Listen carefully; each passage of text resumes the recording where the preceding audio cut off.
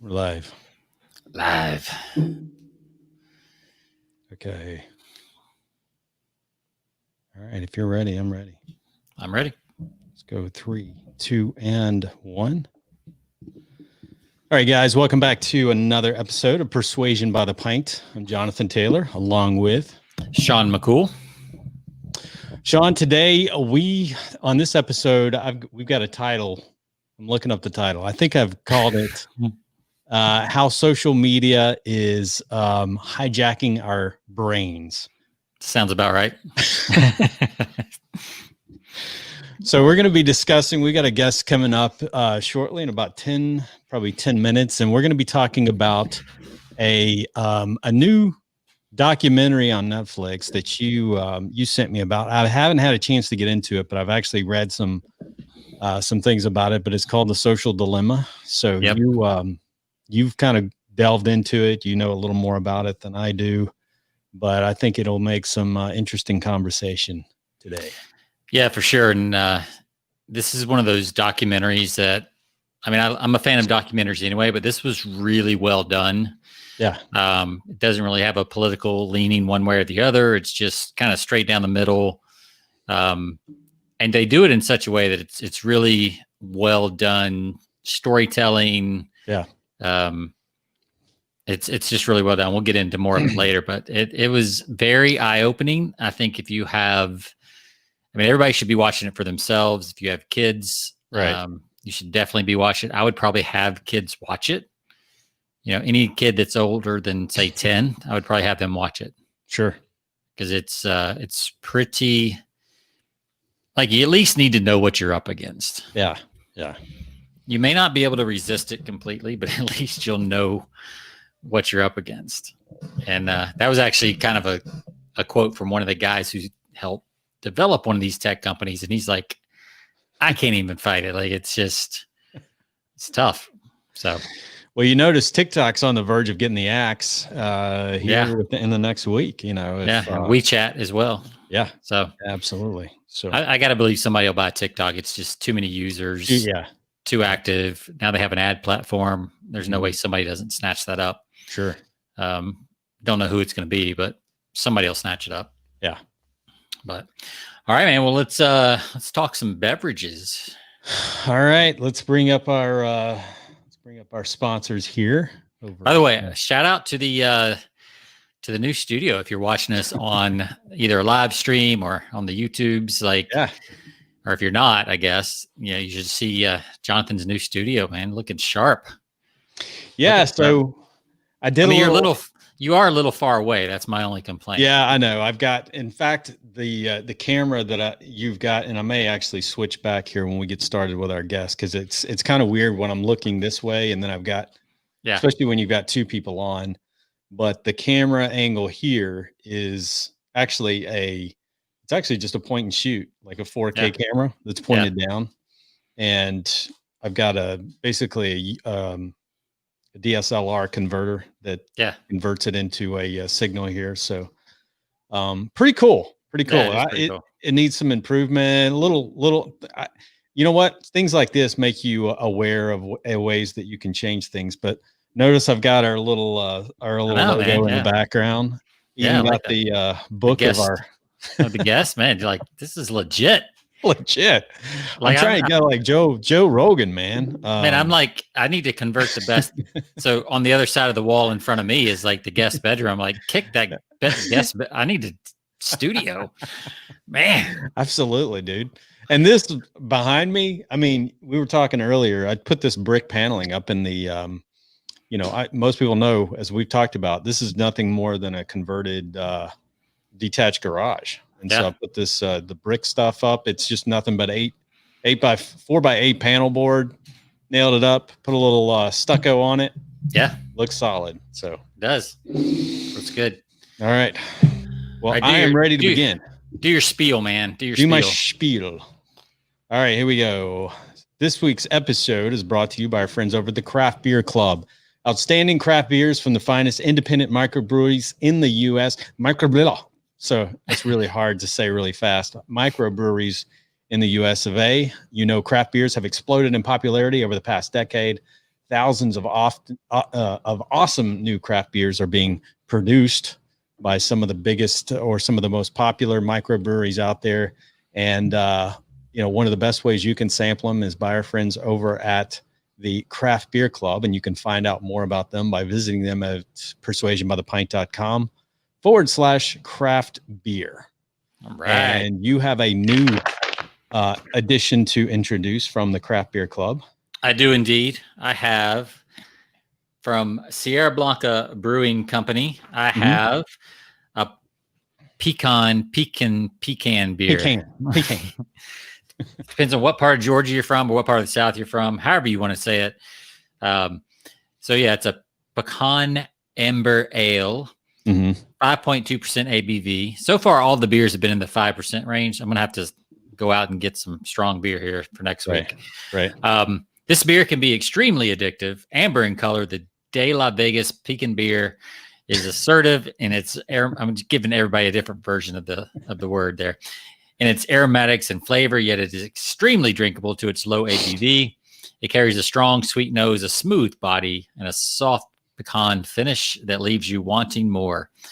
The presence of pecan upon the first sip is clearly perceivable and well balanced with hops and malt flavors. The pecan beer pairs well with chicken and waffles, and it makes a great marinade for beef. Chicken and waffles. Chicken and waffles. I like that idea. I can go for that. I can absolutely go for that. Absolutely. And this is from Sierra Blanca Brewing Company, which is over in New Mexico. So nice. I'm gonna pop my top. Not to get too crass here, but my wife sent me I think she posted a little image on, speaking of pecans and pecans. So it's an image of like a bunch of porta potties, and over the picture it says these are pecans. And then it shows the pecans. These are pecans. So yep. But pecans, I still call them, man. I came from South Georgia, so I call them pecans. Yeah, I mean, it kind of depends. Like, if you're kind of in other, like South Carolina, they got that drawl. It's a little heavier, So in like Atlanta, it's more like the pecan. Right. They get that longer A sound, that sound to the A. So yeah. But yeah, they're weird down in South Georgia for sure. That's why you left, right? That's right. Well, too many mosquitoes and gnats. And gnats are the main thing. Yeah. You get mosquitoes everywhere.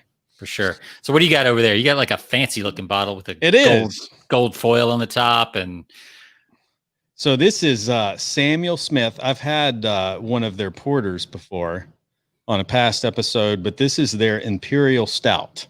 Okay. The Imperial Stout, Samuel Smith. It is it's a Russian Imperial, which I'm surprised. Yeah, I know. And I'm actually surprised it's only 7% ABV. I thought it would have been a little bit higher. But brewed by Samuel Smith Old Brewery over in New England, Tadcaster.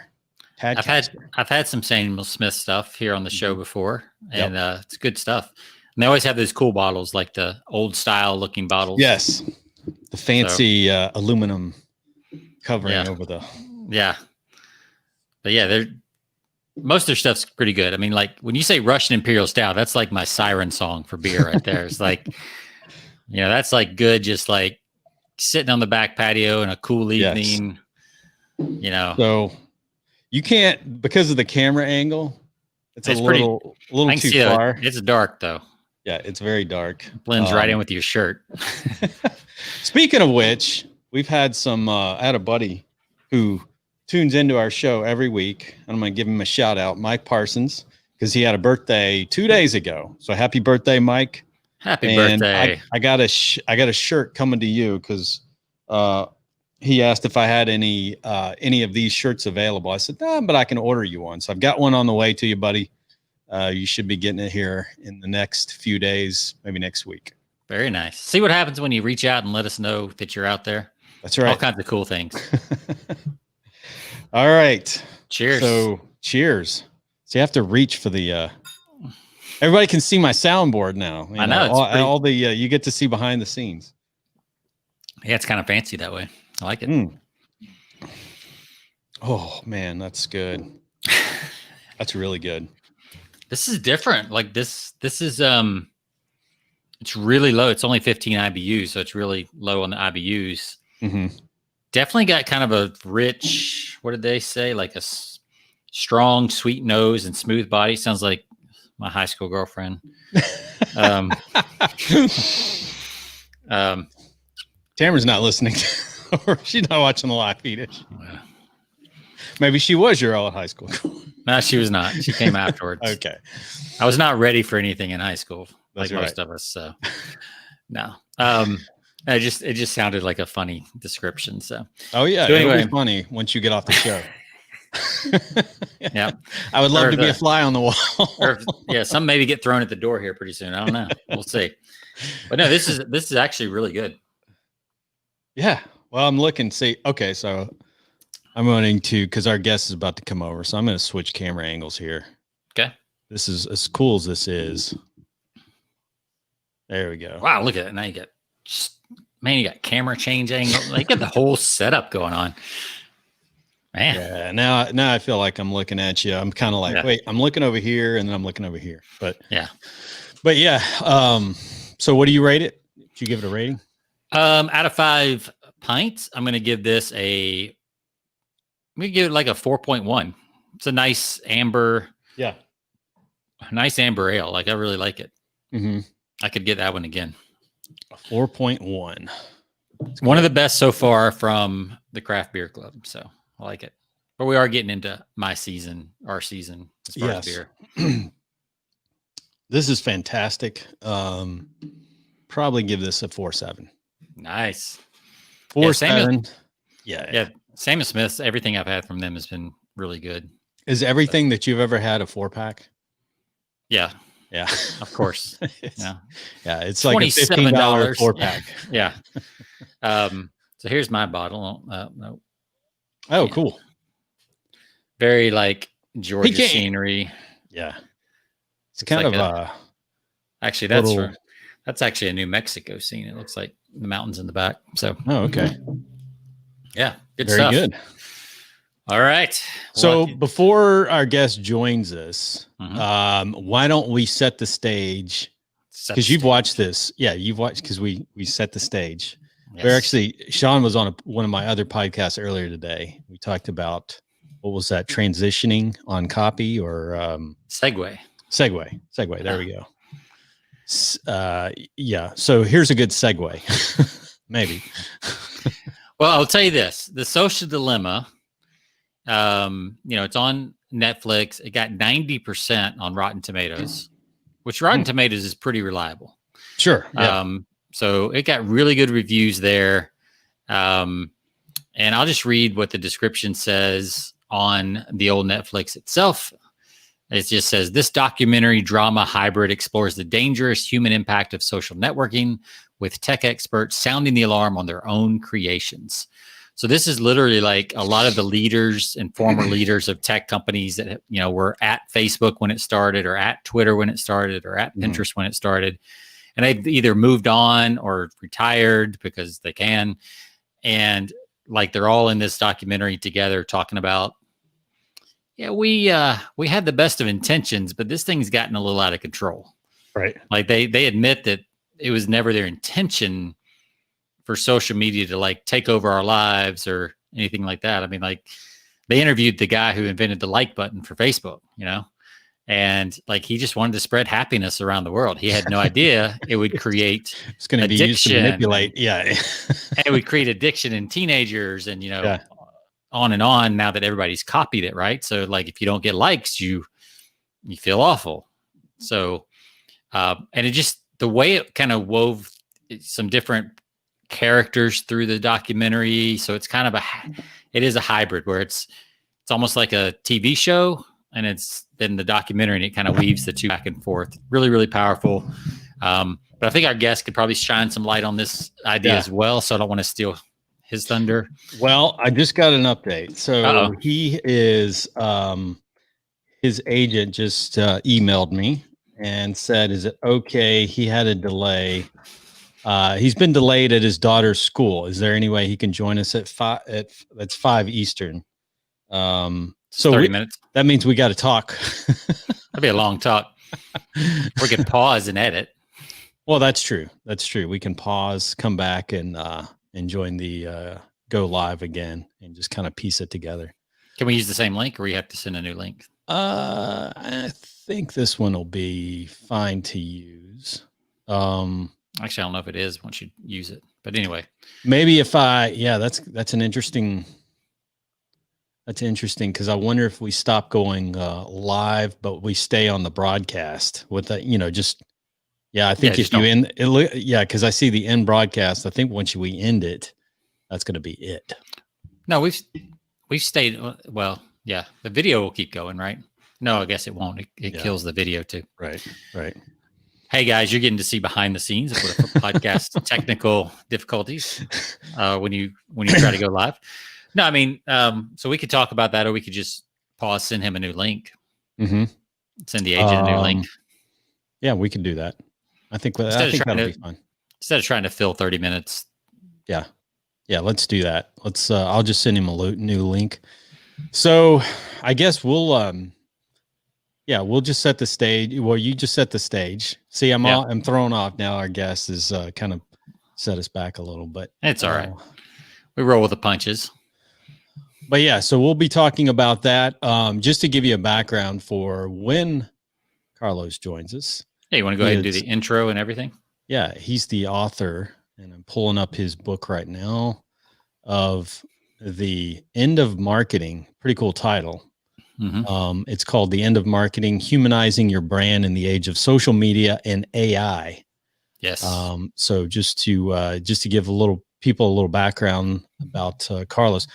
I was going through the book. It's actually the AI thing kind of intrigues me. So there's some chapters in here that I want to really talk about with him, even in his book. We're going to talk about obviously the documentary with him, but he talks about the whole AI dilemma, because it seems like the AI is a big challenge once the algorithms and the AI starts to learn and starts to see what's working. It continues, it's built to perpetuate the problem. So exactly. And that's what a lot of the people in the documentary talked about. Like this thing kind of started taking on a life of its own, because it's got different goals than maybe the human that created it does. And, there's bias built into the algorithm no matter what, because, obviously it's biased towards ads. It's it needs, the way social media works is it's a platform that has inventory, just like billboards on the side of the road. There's only so many billboards on the side of the road, right? While that's a static number, on social media, that number is constantly in flux based on the number of users that are on the platform at any given time. Mm-hmm. Yeah. So if you imagine, it's kind of the same thing, right? With traffic, right? You'd rather have a billboard on I-285 in Atlanta at rush hour than, out in, Louisville, Tennessee, at lunchtime. Like you just rather have that traffic. So advertisers want to be in front of more traffic. So the more they can keep people on the network, on the social media network, the more impressions they can give, the more money they can make, and all that stuff. So they really go through an amazing amount of nuance and everything else to get people to stay on the network, little bumps, little nudges, little things like that. All the things you think of and more. Mm-hmm. And when you watch the documentary, you're like, oh, wow. Like I'm being played all the time, wow. I tell you, it impacted me so much that I immediately deleted Facebook off my phone. I still use it on my desktop, but I took it off my phone. Right. I don't have notifications on anyway, except for Slack, which is for work. Yeah. But I turned off all my for the last year. I've had no notifications on my phone other than text and Slack. Sure. But no social media notifications at all. That's that's the reason I don't wear an Apple Watch, is because I don't want it dinging me all the time. I've got friends who, they have a watch and the text, and we can be in the middle of a conversation at lunch. The text comes in and they at least glance down at it, and it just drives me nuts. Even though they don't address it, they at least glance at it, Oh, I know. And it's tough. Like it is, you realize how addictive it is. And I'm pretty aware of this stuff, but when you see what the tools they're using to create addiction, to create, and again, it wasn't like that from the beginning, but that's what it's evolved to. And there's no way to stop it, really. Yeah. Or that's what they're trying to figure out. Right. And the guy who is kind of the center of the documentary, he actually left the tech world and started a nonprofit that is trying to figure this out. Oh, wow. Like, how do we, because depression's going up, all the different things are the marked, all the negative side effects are starting to show. But how do you do that? Like, how do you, in the distinction is between, he says in one place, and that, it's pretty amazing that you can have this device in your pocket, and no matter where you are, and within, 30 seconds to 5 or 10 minutes, you can have a car come pick you up and take you anywhere you want to go. That's pretty amazing. It is. That you can just do that and never have to call anybody, never talk to anybody. You can order anything you need at the touch of a button on your phone. You can call a car. You can, it's just. But here's the difference and the distinction, right? Those apps are tools, right? So they say a couple times in the thing, and I've heard this before. If you don't know what the product is, you are the product. Yeah, that's good. Yeah, it's so true. Yeah, and if you're not paying for a platform, that means you are the product. Right. There's nothing free in this world. You're paying. And YouTube's a great example, right? Like you can either do it with ads or without, and that's I think that's a great option. I think eventually Facebook will have to go to that option as well, to where they give you at least give you the option to buy without ads or with, that kind of thing. Sure. I think most people would pay for it. I think it actually would have been a better model, but I don't know. It seems like they could have made plenty of money, with a paid subscription. But it's so. But the point I was thinking about is like, so the apps on our phone are great tools if we're in control of them. Yeah, and they are like one way going out, like an Uber. Like a food delivery service where I'm in charge of it, or a health app or something like that, where I'm, I use it for my benefit. Sure. And I pay for it, and I'm getting data back. Like all that stuff's kind of good. But when it's reaching out and grabbing your attention, that's a whole different ballgame. Yeah. Because you're no longer in control. You can pretend that you are, but when something alerts you, and, distracts you. Ultimately, it's already done the job of taking your attention away from whatever you were focused on. Yep. So it's not that hard to get you to engage at that point, because you're already the attention's already been broken. So, and some people are like, well, isn't that kind of the same thing as like, TV back in the day when TV first came out, or radio or newspaper? And let's be honest, TV, we were talking about this earlier, like on HGTV, like they know exactly where to cut the edits to keep you on through the advertisements, right? So they are kind of manipulating and controlling your behavior to stick around. Absolutely. And not everybody does, TiVos or DVRs, everything, right? Yep. So you're not always skipping the commercials. So they know those things. They know where to put the commercial breaks. They know how to keep your attention through the commercials a lot of times. But it still doesn't follow you around all day long. Yeah, that's the key. With the TV, you can turn it on and turn it off, and you can go. It's something you go to. You don't carry it. Now with phones, it's a whole new game, because they with us everywhere we go. Imagine you were in your living room, wherever your TV is, and it was off, basically off in idle mode. And all of a sudden it like lights up, and it's like, you have 2 new shows to watch. Right. Like that would be different, right? You're like, Sally just watched this show. You might like it too. That's right. that would be creepy and weird. Yeah. If it every time it did that, like it's one thing for your phone to be lying dormant, but the fact that it reaches out to you with push notifications, that's the addiction part. And it's just, and then all the stuff they do once you're on the platform and how they're watching and cross, it's just crazy. It really is pretty amazing. Definitely worth watching for anybody that wants to watch that.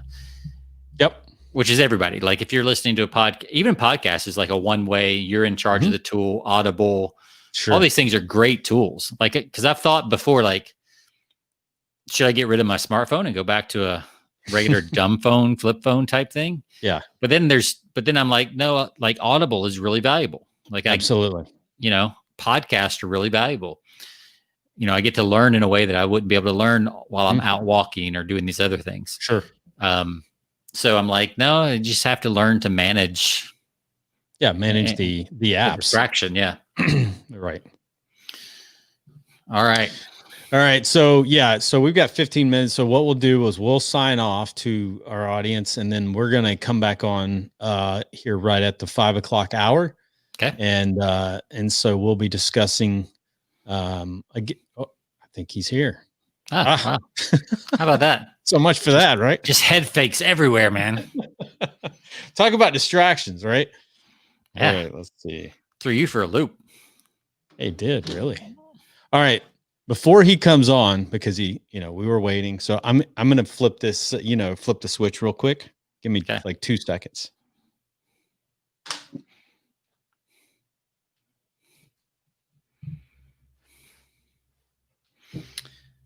Do. I don't know if anybody's watching live or not. We'll see. If you're watching live, drop me a comment.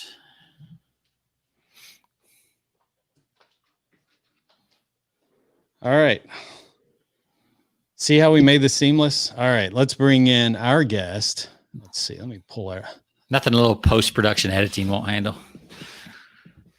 Put that kid to work. All right. Let's see. That's exactly right. All right. Carlos is in the green room and he is coming on. Hello, Carlos. Hey, Carlos. Jonathan and Sean, sorry for being late. That's all right. Look at you in the jungle there, like in the background. It's the hustle jungle. The hustle. Oh, I love that. Yeah. All right, Carlos, I got to show you this, man, because I'm going to flip my camera angle here. So here we go. Nice. So I got your professional. Totally professional. Yeah. Are you guys in the same spot? I see books in both frames. No. We're I'm in Austin, Texas, and Jonathan's in Knoxville, Tennessee. Got it. So we used to record in Jonathan's converted garage there, but then I moved out to Austin. So now we do we were Zooming before Zooming was popular, man. Got it. All right. Got it. Yeah. Make sure that you guys send me your addresses after this so I can get you guys a copy of the End of Marketing and hopefully display it proudly on your shelves there in the background. Absolutely. So I got it. Let's see. Well, you saw it. I got it in the background for the first segment before you came on. We were showing it proudly in the background. So nice. I appreciate it. Thanks for the love. We love getting free books from our guests that come on. Free books are great. Yeah. Books and beer. From my standpoint, it's a way to move another unit on Amazon, and hopefully you guys will do something with it. And it's like the gift that keeps on giving. Yeah. Yeah, well, man, thanks for coming on. I want to introduce you to our audience because we've been kind of setting the stage. Sean and I were kind of, before you came on, we were actually talking about the topic today, social media. We were talking about this documentary on Netflix, so the Social Dilemma, and we thought, man, this is a great topic. Glad to have you on. You're the author of a best-selling book, The End of Marketing, Humanizing your brand in the age of social media and AI. You're an international keynote speaker, award-winning digital storyteller with over a decade experience in leading social media strategy for global brands, including LinkedIn, Winn-Dixie, Save-A-Lot, BMC Software, and a whole bunch of others. You've been on CNN Money, Harvard Review, Social Media Examiner, Entrepreneur Magazine. So you've made the rounds, man, and we're happy to have you on our show today. I appreciate you coming on. No, thanks so much for having me. I'm actually really excited to talk about not just end marketing, but the social dilemma as well, because there's actually a lot of parallels between what I wrote and the documentary itself. Ironically, I spent some time working at LinkedIn also, so I understand working on the inside of a social network was one of those things that really influenced me as I was writing my book, but also in a lot of what I teach when I'm on stage speaking, it comes from a place of working on the inside. Okay. Yeah. So, like, what was your first of all? How long did you see the Social Dilemma? I know it's out pretty recently, and a friend told me about it last week, and I watched it, and I was like, "Wow!" I mean, you said you've been on the inside, but kind of give people your view of what the documentary is about, and then we'll do the parallels between that and your book. So I'll be frank with you guys. I saw it last night, and I saw about 30 minutes of it. Just to be frank with you guys, it was kind of triggering in some ways, just because I've been in the space for over a decade, professionally speaking. I've been doing this now for 12 years, and literally in page 2 of the End of Marketing, I write about how marketing today is not really marketing, but it's manipulation. And to understand marketing today is really to understand psychology. And I think most social media marketers don't understand the concept of how to really get engagement. Is you need to find ways to resonate with your audience, but also really pull at their heartstrings and elicit emotion out of them in order to get them to act, or in some cases react. So as I was watching this documentary, I'm taking mental notes. I'm saying to myself, wow, there's so much of what I wrote about in my book around humanizing your brand that aligns with the documentary itself. And, the whole premise of the End of Marketing and what I teach, what I'm really about, is that today people are brands first and foremost. Like, we often associate brand with being Starbucks or Coca-Cola or Nike or Walmart. But, you look at myself, Carlos Gill, I'm a brand. Like, I make money off of speaking and off of my likeness, right? And I apologize for the background noise, but I share my home office here with my wife, who's doing her 9-to-5 job while I'm here talking to you guys doing a podcast. I was checking the green room. I'm like, is there somebody else in the green room? But no, that's cool. I understand. But no, like the reality is that today every single person has varying degrees of influence, right? And the cell phone, the iPhone, a Twitter account, what have you, it makes all of us influential. It gives us all reach. It gives us all access. And these are such basic concepts. Like, I talk about this a lot. And to me, I often ask myself, is what I'm saying just really elementary to people, or does it just go over their head? Because it's such a simple concept, but it's often lost. And I think it's lost because we as consumers get this high or this euphoria, if you will, I call it dopamine rush, by how we use social network, that we lose sight of how we're really being used as quote unquote users. Yeah, exactly. So it's pretty crazy. So when you say, there's something you said there is like, I can't remember now. I lost the train of thought, but all right, you have to ask your question, John. Like, I totally lost my train of thought there. All right, so you've got a chapter in your book that I think parallels with this really well, and Sean and I were kind of touching on it before you came on, but it's the title of it's actually a cool title. It's called Judgment Day: The Battle of AI versus Humans. It's kind of crazy because we were just, Sean and I were just talking before you jumped on just how, AI is really plays a huge part in this, because it's almost like perpetuating, the problem even more. That's the whole point, is to get people to continue to do what they're doing. And I feel 110% that we've all been conditioned for the last decade plus to really be human robots, right? To be emotionless, to just constantly be sucked into this vortex, which is social media.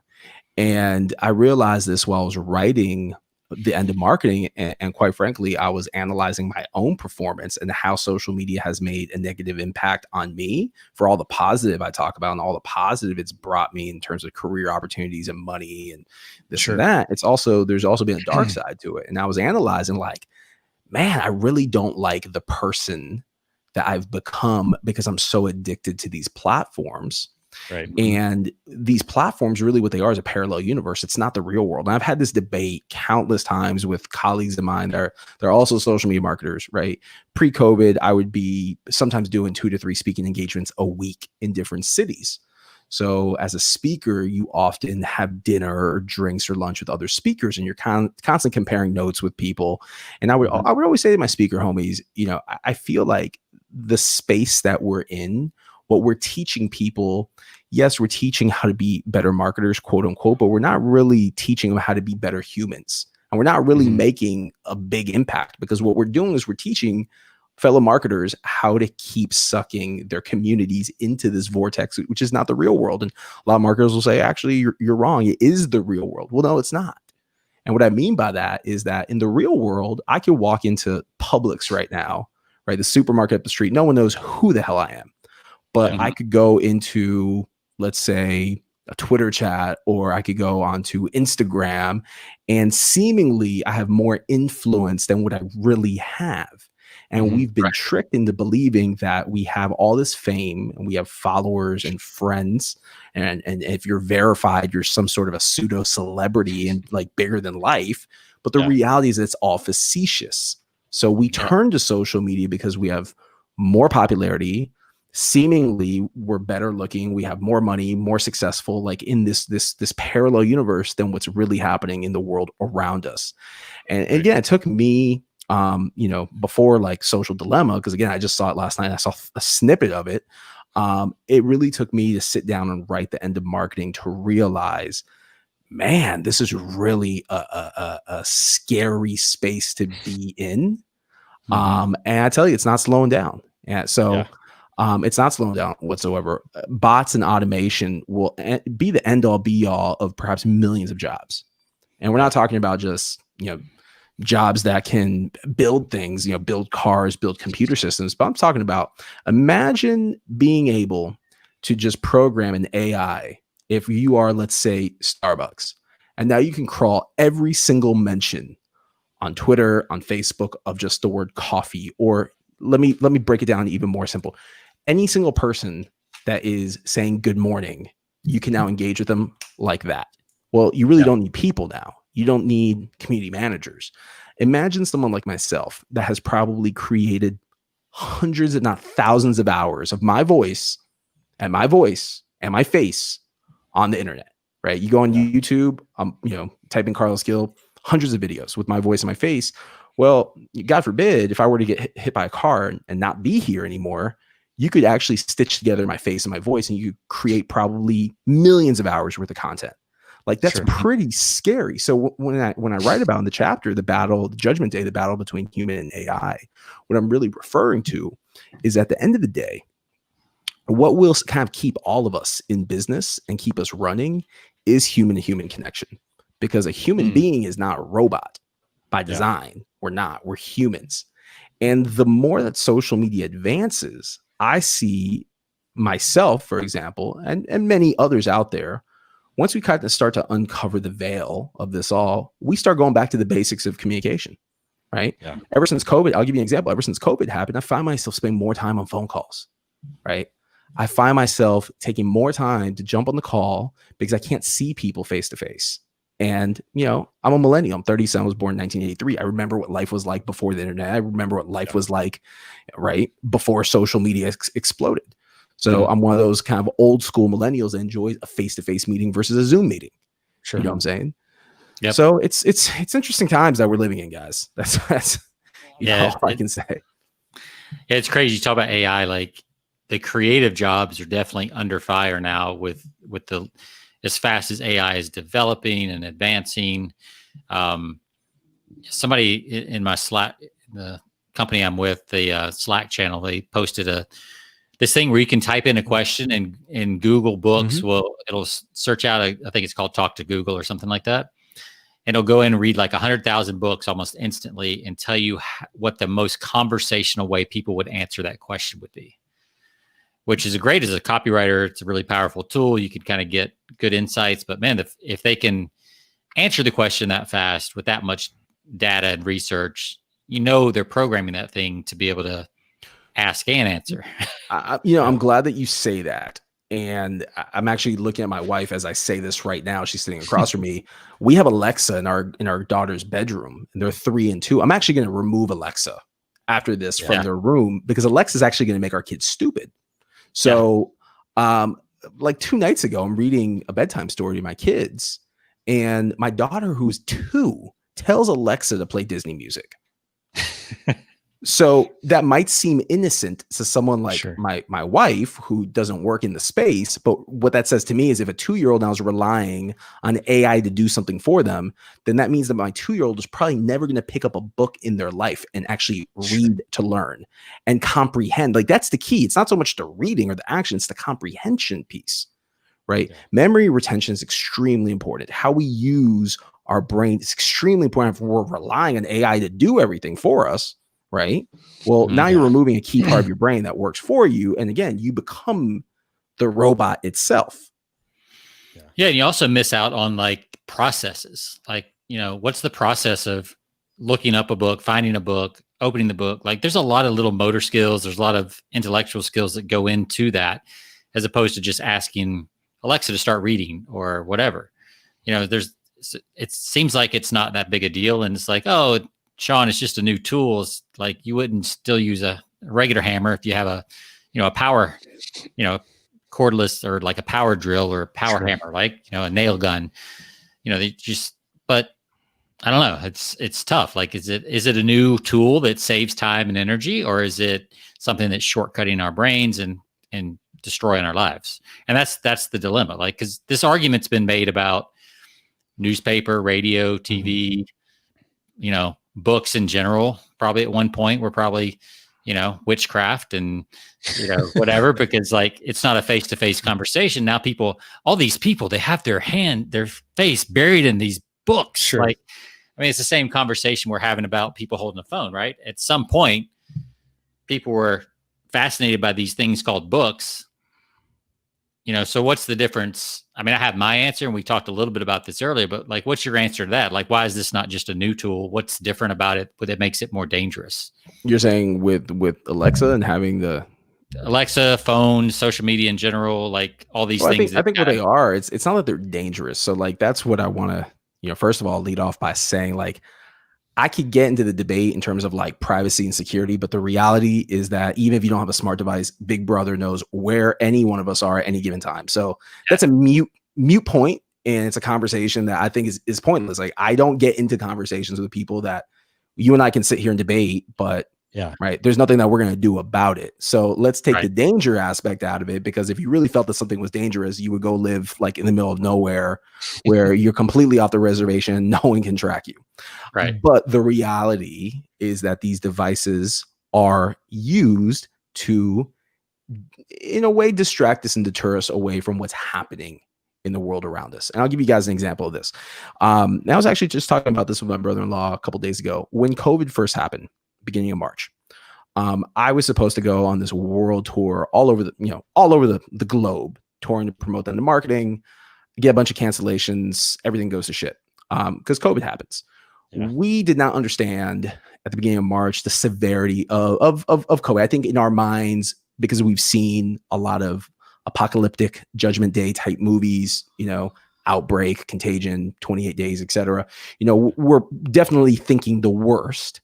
So and when I say we, my wife and I, our 3 kids, my brother-in-law, his kids, and our in-laws, our mother-in-law and father-in-law, we all retreated to North Carolina.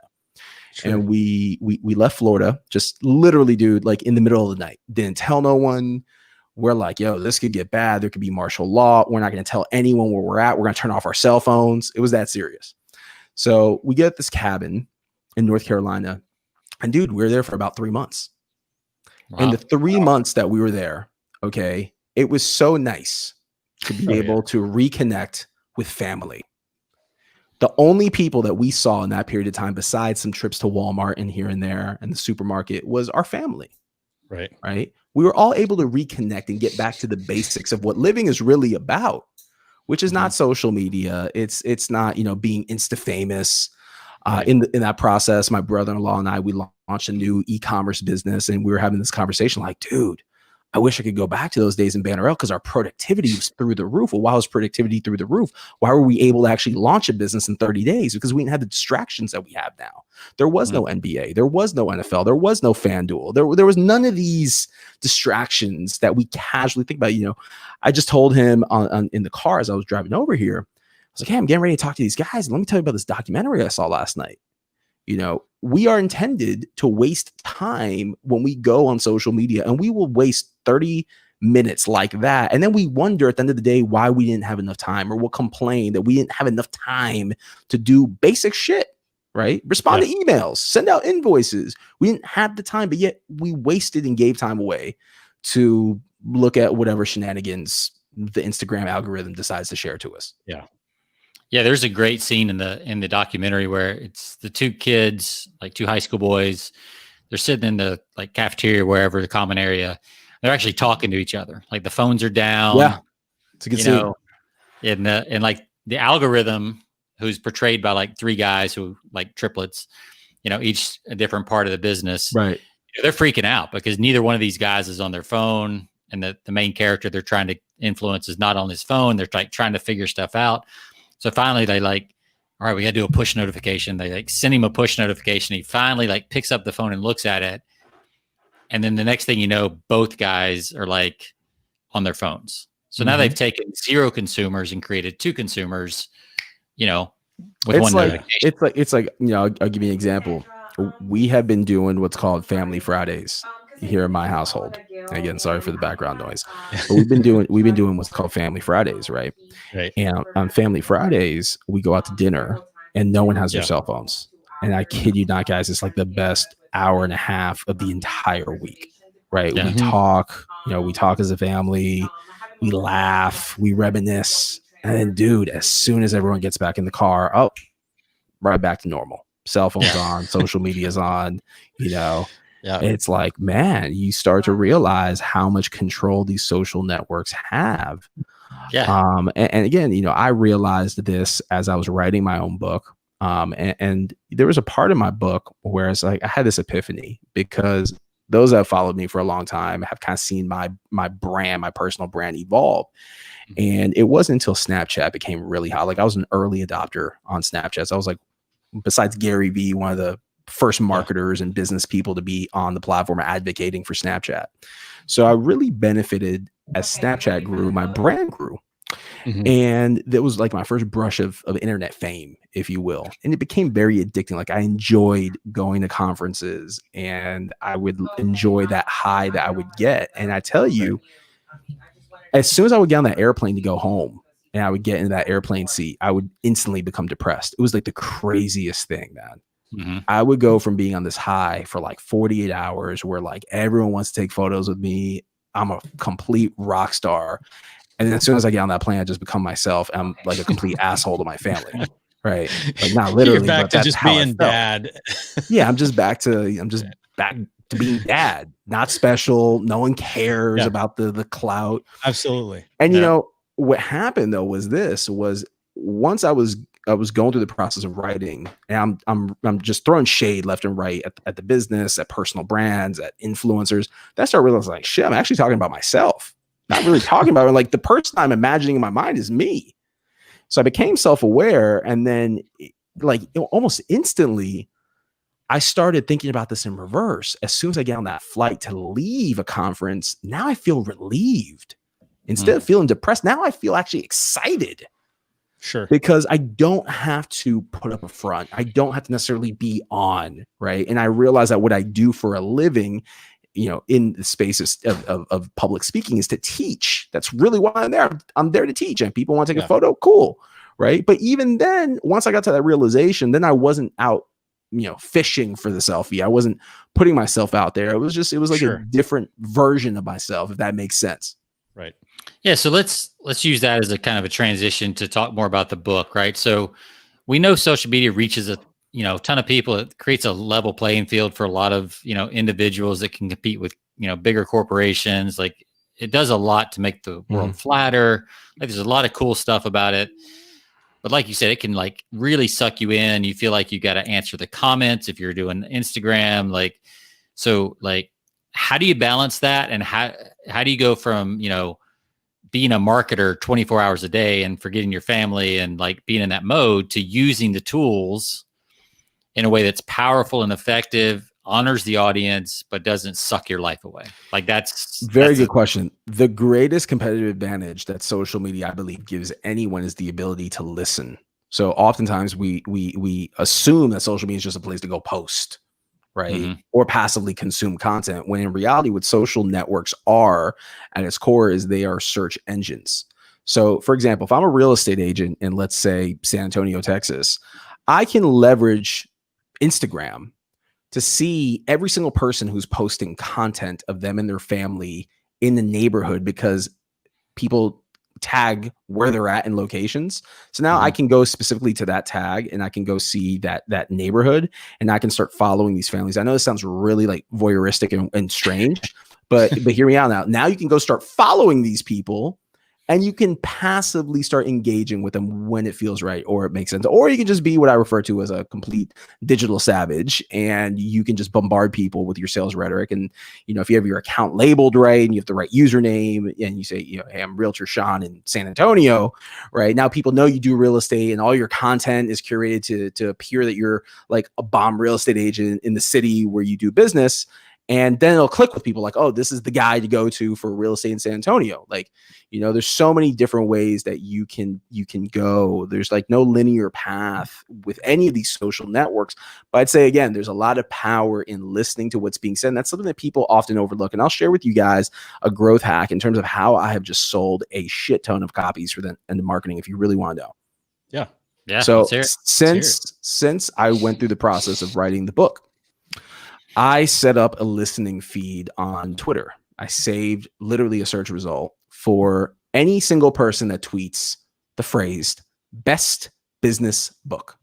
So if you tweet best business book, I get an email sent to me every single morning. So I love coffee. And as I sit every morning, I've been doing this now for 2 years religiously. As I sit in the morning with my morning cup of coffee, the first thing I do is I go on my laptop and I look at this email that gets sent to me of any single person that in the last 24 hours tweeted best business book. And I go and I tweet at them. And literally I will say something along the lines, and this is totally self-promotional, but it works. I will literally say like, hey, Jonathan, since you love business books, I highly recommend that you check this one out. Yeah. And you know what? Most of the time, people will take the time to now, they're feeling acknowledged. Like most of these people are tweeting about best business books are not influencers. So now they get someone who's verified that tweets to them. And they're like, oh, this is kind of cool. Oh, this Carlos guy just tweeted at me. Let me check this book out. It has a catchy title. The cover looks cool. And dude, I can't tell you how many books I've sold from that simple tactic of just listening. And not just copies of books sold, but then it leads to new followers. It leads to conversations. It leads to people now that are following my work that then evangelize my work, because what I talk about, what I write about is actually what I do, compared to other thought leaders that will give you theory, but they actually don't practice what they preach. Right. Mm-hmm. Wow. That's pretty powerful. Yeah. So like for you guys, right, with a podcast, what I would say to you, both of you, is your objective, if you want to grow your audience here, is go find every single person on Twitter talking about podcasts and start interacting with them. Mm-hmm. That's cool. Can you do that? It's pretty straightforward, right? So is that like, I mean, I'm not a big Twitter guy. My wife uses Twitter more than I do, but like that, that's a powerful strategy. I would be willing to jump on Twitter for that. I love when people say that they're not a Twitter guy or Twitter girl, because I hear that a lot. Twitter, it's not the sexiest of social networks, but let me tell you guys something from a marketing standpoint. It's one of the most, if not the most effective. The reason for that is because you can, again, fish people out based on what they're talking about, regardless if you have a following, regardless if you have reach. It's just about using the right keywords in your content. And again, if people are talking about something, now you can identify them easier. Like, good luck going on Facebook and finding people talking about podcasts. You have to join groups in order to do that. But if you just go into Facebook search and type in podcasts, it's only going to show you people that you're connected to or friends with that are talking about podcasts. Right. Yeah, it's a good point. Are you connected with Ed Lattimore by chance? That name sounds familiar, but I don't recall. He's a big Twitter guy, and we had him on. The reason I asked, we had him on a few weeks ago, but I'm sure you do, because he's former heavyweight boxer. I'll see him here. Ed Lattimore. He's a guy you should reach out to, if not, because that's y'all could have some powerful conversations. I like introductions, so what I would say is maybe connect us on Twitter. Absolutely, we'll do that. We can do that. Yeah, he's a great guy. He's got a fascinating book. Is Engagement is the New Crack. What is it? Is it cocaine? Engagement is the new cocaine. Damn. That's a pretty cool title. That's so savage. Yeah, I'll definitely connect you to. So tell me, I mean, so here's the concern that I have. Tell me. I see people social media. The dilemma here is people, I think that with so much distraction, and we've talked about a book that Sean and I have talked about in the past, is Cal Newport's. He's got a book called Deep Work, where, I'm seeing less and less people being able to kind of delve deep into work today, especially when you're getting distracted. So, I mean, what is the answer to people that, Sean, before you came on, Sean was talking about just eliminating some of the notifications on his phone, which I think is a great idea. And I've done that to some of the apps with my phone as well. But I feel like, I have one better. Go ahead. I'm sorry to interrupt. And this is gonna be controversial, but I'm gonna say it. Stop following gurus. If you want to feel a little bit more secure in your own skin, you have to stop following people that you perceive to be more important than you. Sure. And I kid you not, that's the first time I ever say this publicly. So if you really want to run with a quote or a soundbite, that's it. Because the gurus, real talk, their job is to keep you, in fact, I'm typing this out right now so I can tweet it out. Yeah. Well, I mean, I've noticed that, I do life coaching, I do copywriting. And when I follow other guys, even guys that are friends, they'll say something that's, it's kind of a universal truth. Yeah. And then I feel like, oh man, I got to one up that, or I've got to come up with a different, more creative angle on that. And then it's just like, I don't have the energy to do that right now. So whereas if I didn't know they said it, I would just say what I want to say. Mm-hmm. Right. So now but it's the whole comparison trap, right? Oh, I got to, my quote's got to look better than that, or it's got to sound better than that, or it's got to be more powerful. It's got to be a bigger truth bomb. They dropped a 10 megaton. That's exactly what it is. Yeah. That's exactly what it is. Right. If you keep surrounding yourself with people that are perceivably, and I don't want to say people that are more successful than you, but perceivably more successful than you, then you're constantly going to be comparing yourself to those individuals. And to your point, if they drop an Instagram post or a tweet that gets 10,000 likes, but yet yours gets 50, you're going to feel like you're the world's biggest loser. Right. So I want to talk about this in the savage section of your book. It says, be likable, but be a savage. So I'm curious, how do you balance that? Right. And first of all, define what you mean as savage. And that's the most popular chapter in the book, but it's also the most controversial. It's also the most controversial. I want to just preface by saying it is my favorite chapter in the book, because I believe that in these days, especially, you can't just be a conservative corporate entity on social media. You have to go against the grain. You got to be real. You got to open up, kind of like I'm doing with you guys, right? We just met, but I'm giving you guys the truth, because hopefully there's someone that's listening to this that's like, you know what? This guy is saying all the things opposite from every other author, guru, thought leader I've ever heard. And I'm actually going to follow this guy because he is different. Sure. And that's a savage mindset, right? That's being different. That's embracing your uniqueness. And what I encourage brands to do is really study the Wendy's of the world and consumer brands that have personality, and inject personality into your brand. No one wants to follow you just because you sell insurance 10% cheaper than the guy or the girl next door, right? No one really gives a shit that you drive X car and that's why they're going to buy a house from you. Like, no one really cares about those things. You have to really go back to the basics of how business has always been done historically. And it's based on people doing business with who they like, who they trust, and quite frankly, who's relatable to them. Mm-hmm. Yeah. I mean, we've talked about that on the podcast a lot. Like, people want to know that you know what it's like to be them. And then that you've kind of gone a step ahead, kind of show them the path of where to go from here. Absolutely. You know, and I'll give you an example of that, you know, but not too far ahead. Well, in recent times, like I often say to people, like, embrace your wins and your losses and embrace your vulnerabilities, right? In recent times, you know, I was affected because of COVID. Well, guess what? Everyone was affected because of COVID. So while other speaker friends of mine are completely bullshitting through their teeth saying, well, their business hasn't been affected. Well, I don't know what the hell you're talking about, because every single conference in person, at least, has been canceled for the foreseeable future. But I actually took the other approach and just told my following that I've built up now over the decade, like, hey, this is what I'm going through. Just like everyone else, I'm no different than all of you, you know, best-selling authors and, you know, people who are verified on social media. We suffered just like everyone else. But when I had to launch my new business, being Outlaw Masks, I let my audience know, you know, this is a new venture that I don't know if it's going to work out or not, you know, and I had to really lean in and turn to my community to help support that business and get it off the ground. Just like with my book, right? I wasn't sure if I was going to be able to sell thousands of copies until I actually wrote the book and then turned to my network. I always, you know, I've always had this saying that people love rooting for the underdog. And I say that because when I first joined social media from a business standpoint in 2008, I started up an online job board during the last recession because I lost my job in the banking industry. And throughout that process of building my brand, I was very transparent with the platforms I was on. I was letting folks know about the highs and lows of entrepreneurship. And I was a lot younger.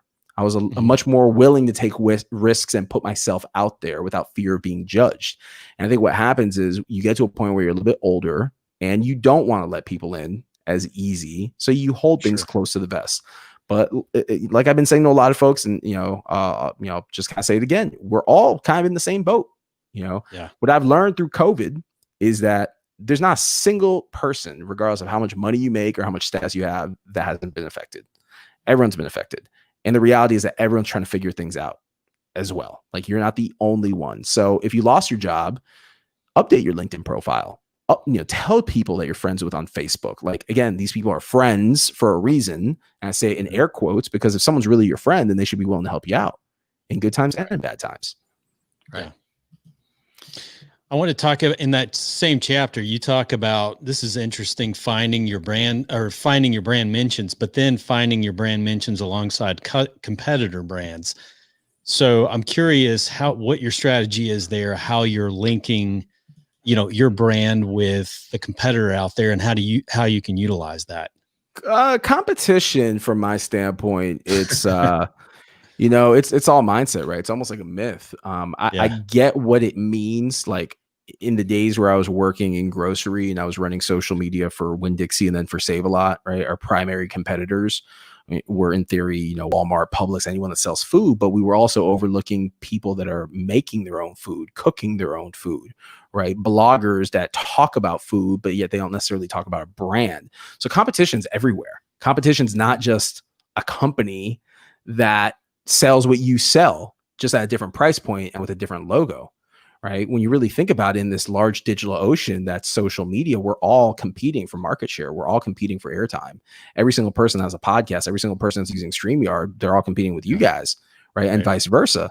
So you have to almost remove competition, and you have to just think about more the audience that you're trying to reach. You know, and I think that's easier said than done. I think for like big organizations, right? They're thinking, again, a very linear path. We're competing against these 2 or 3 primary competitors. Everyone else can, you know, kind of go by the wayside. But, you know, the world has changed a lot. You know, it's really changed a lot. And you have to really focus on building the brand that's the most relatable to people. And, you know, the golden question is, how do you do that? You do it by making people the faces of your brand, making people the heroes of your brand. You have employees, you know, give them access to talk about your brand. You have customers, engage them, promote them. Right. If you really want to know the formula, A, you can get a copy then to marketing and you'll learn. But B, you can kind of see this happen in real time. So I started a company called Outlaw Masks 6 months ago. Find us on Instagram. You will see how we're promoting our customers with our product.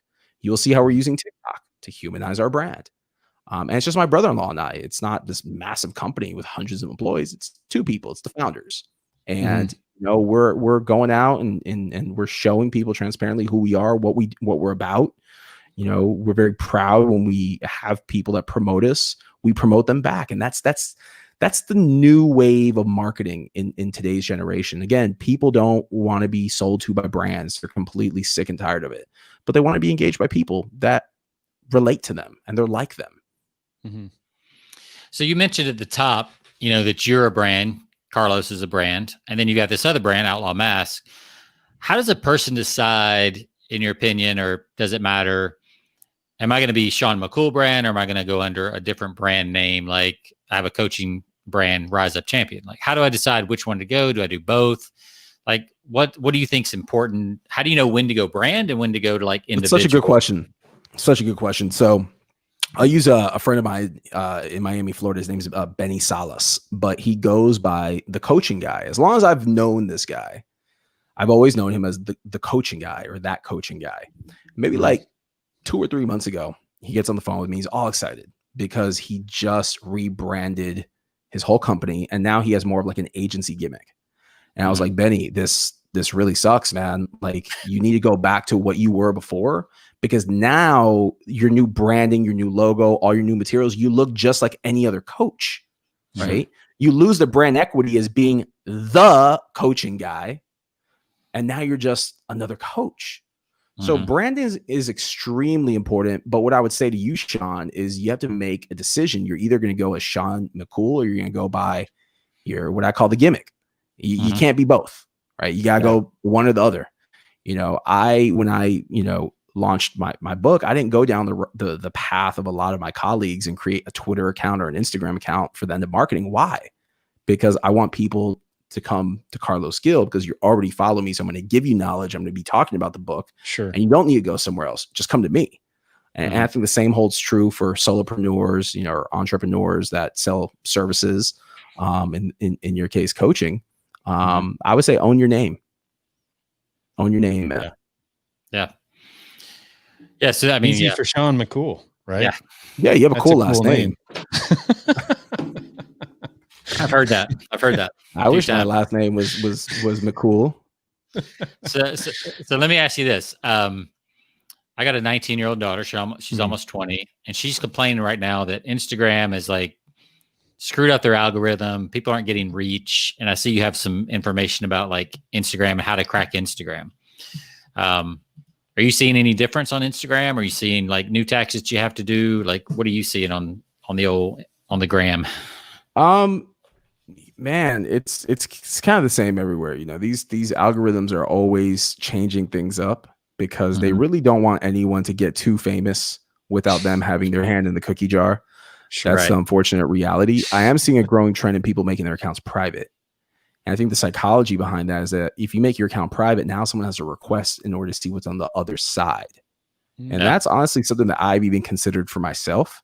I've gone through these kind of waves where I think about, shit, let me just make my account private, because now you're going to be very curious to know what I post, as opposed to being, just an onlooker that doesn't need to follow me to see my account because it's public. So I'd say to your daughter, tell her that, she's young, she can kind of try some things out. Yeah.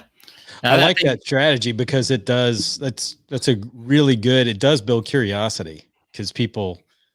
Well, it's kind of a micro commitment too, right? If they follow you, they're kind of they're telling themselves, "Hey, I'm interested enough in this person that I'm going to request." So it's kind of not a scary step, but for some people, that's it's like opting into a newsletter. It's they're what like, you're doing. Oh, this guy's going to know I asked to follow him. So there's a little bit of anxiety probably for some people to follow, because a lot of people want to be completely voyeuristic. They don't want to know people know that they're following. I like the strategy Scott Adams from Dilbert. What he does on Twitter is he says, if you want to, you can follow me on Twitter, but if you want to follow me for my really controversial stuff that would get me banned on Twitter, then you can go over here to Locals and become a subscriber. I think it's like it's like $7 a month. And I'm glad that you brought that up, because, I wasn't sure if you guys were asking me like, what's next? It's typically one of the questions that comes up in these interviews. Yeah. But I tell you, what's next? What's next? Actually, what you just mentioned, which is paywalls. private communities, privatization of media. So anyone right now that's really following the trends and the wave, we're going to get to a point to where it might be the government steps in and has total control over our social media activity. And you're kind of seeing it happen right now with TikTok.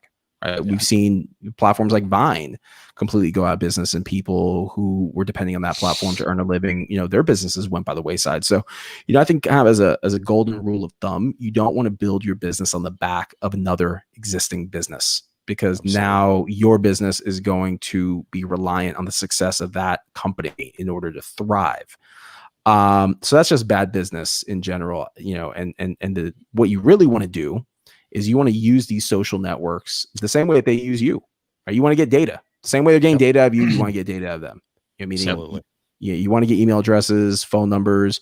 You want to build up your own paywall, so there's premium content that people can opt in and subscribe and pay you versus, giving their time away for free. Yeah. But yet allowing the social networks to make money off of them. Yeah, no doubt. Yeah, I tell my daughters, she's into the YouTubers and that kind of stuff. And there's a guy here locally who's just killing it on YouTube, making $1 million+ a year as a 20-year-old YouTuber, right? Doing stupid stuff. And I'm like, does he ever ask for your email? Does he ever ask, like, what else does he sell? And she's like, that's it. That's all he's got. And I'm like, dude, you need to introduce me, because like, next time you see him out, because she's seen him out a few times, I'm like, we need to talk to that guy, because he's going to lose his whole life. And he's, lives in a nice house here in Austin that he bought from YouTube money. And it's like, that could go away like that if you don't have that other, collecting the other data. Yeah. And man, it's scary. I mean, like you said, Vine happened, TikTok's about to happen unless somebody decides to buy them. Right. Yeah. It's crazy. And just very scary. Like we've seen in the past, like just an algorithm change can totally kill it, crush what you're doing. Absolutely. 1000%. So if you had just like a basic kind of wrap up here, like if you had like a basic formula, like for somebody that's getting started, they're not verified, they're just kind of, okay, I understand what Carlos is saying, the end of marketing, I want to start using social media more. Like, what are the 3 or 5 easy steps, that people want to know that kind of gets them started down the track? Besides, step 1 is buy the book. We know that. I would say the first thing is maybe join one social network. I think there's this misconception that people have that they feel that to join all the social networks, and that's a mistake, because then you get overwhelmed and you don't really create a footing. So join the one social network where you can get the biggest reach, and that's based on what your intent is. Again, LinkedIn is great for B2B. It's great if you're looking to build your professional brand. I'd say 2 is, what do you want to be known for? If you want to be known for something. So like for your daughter, Sean, what does she want? Why is she really on social media in the first place? I'm not asking you. I'm saying like that's something that I throw back at people when they come to me and they see me speak at a conference. And oftentimes what I get asked the most is, how do I build a personal brand? So then I'll throw it back on you and ask you, what do you want to really be known for? Is there a reason why you want to have a personal brand? Is it because you want to be Insta famous? Is it because you are looking to level up in your career? Like, really, what is that reason? So, allow your purpose to drive you and not profit. And I think people make the mistake where everything that they're thinking about is profit driven versus purpose driven. And that is a mistake. And I would say 3 is have as many conversations with strangers as you possibly can. I just met you guys before, I didn't know you guys before I came on here. I just met you. This is an example of have conversations with strangers, because guess what? We're 35, 45 minutes into this, and now we know each other. Right now, this is the beginning of a relationship. Where it goes, who knows? Yeah. But that's why there's networking involved. So, I've probably have had thousands, if not hundreds of thousands of conversations with people in some way, shape, or form over the last decade. And that's afforded me the opportunities to do some pretty cool things throughout my career that probably wouldn't have happened without social media existing in the first place. Sure. So again, pick a social network, have a purpose, and network your face off. I definitely agree with the networking part and the purpose, like all of that. I've had that conversation with my daughter. Like, I was like, so what's your thing? Like, why would people watch your vlog as opposed to somebody else? Like, what's your thing? And she just hadn't decided yet. That's the main, that's why our channel's kind of stuck where it is, I think. But so but talk about connection. Like every job I've had, or every opportunity, and not just jobs, but just opportunities I've had. I had last night. I was just hanging out in the kitchen. I get a messenger thing on Messenger from somebody, right? Because it's an easy way to find people that you've kind of run across and friended in the past. And he's like, hey, because we worked at the same company. He's like, hey, I just bought a new company. Wanted to see if you're available for some side projects. And I was like, yeah, that sounds cool. So it's a food brand, and it's pretty amazing that it's how much it can keep you connected, and by being out there and using it and staying in front of people, it's that top of mind idea that corporations have been using for 100 years through all the different media that have come and gone. Very true. You're just doing the same thing with Instagram, with Facebook and Twitter and everything else. Companies, brands, to their credit, they annually spend millions of dollars on consumer research. And I think as creators, as consumers ourselves, we don't do a good enough job doing research of our own, which is why I advocate in the book, why I said before, the greatest competitive advantage that you have is not the ability to post content.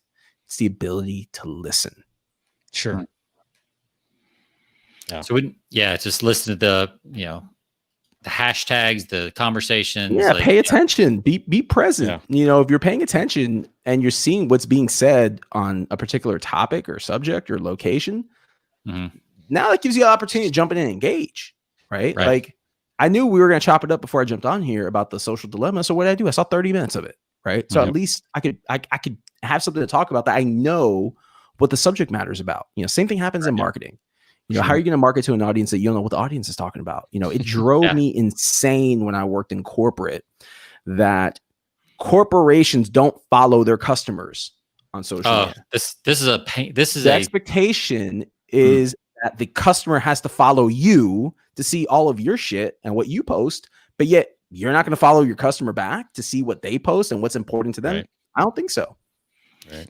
This is a point that I've been talking to my wife about that just has been driving me crazy during this whole COVID thing.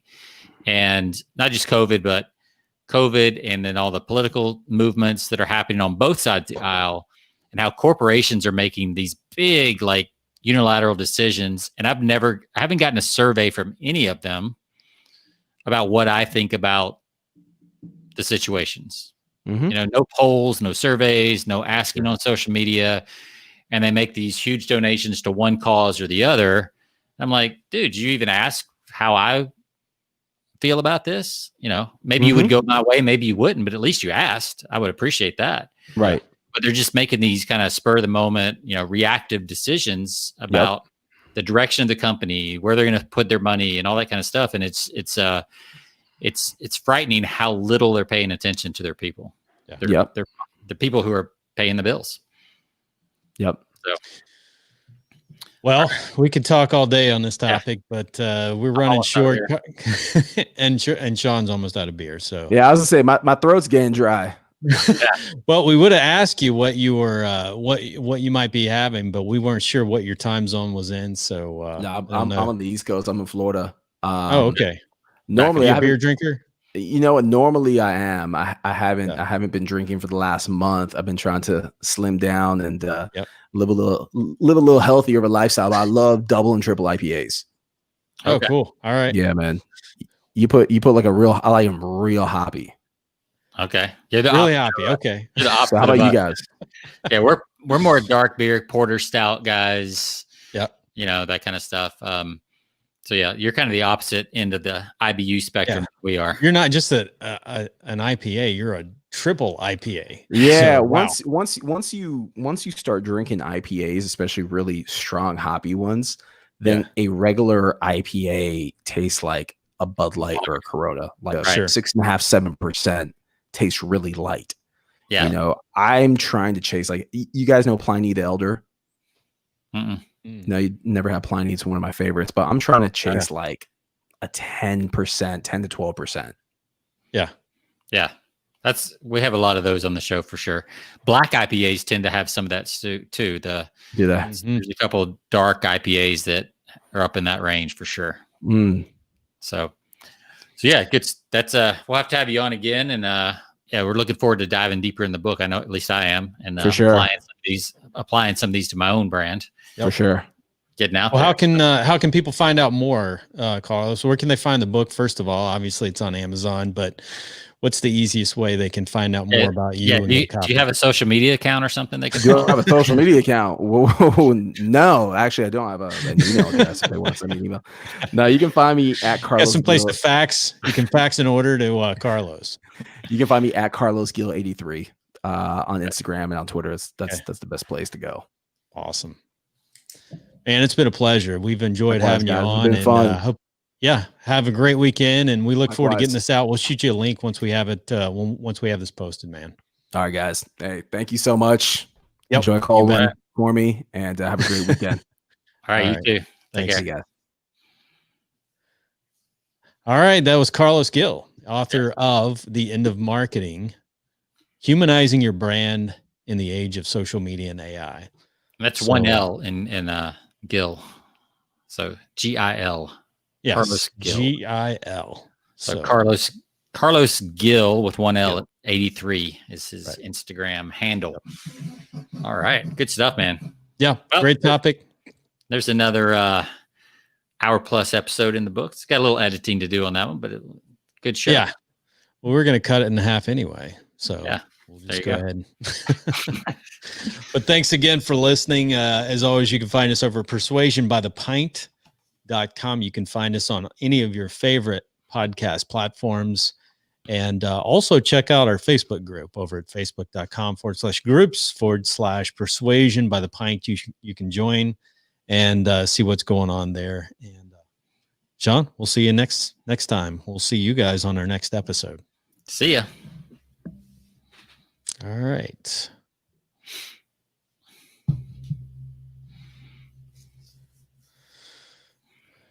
Let's see.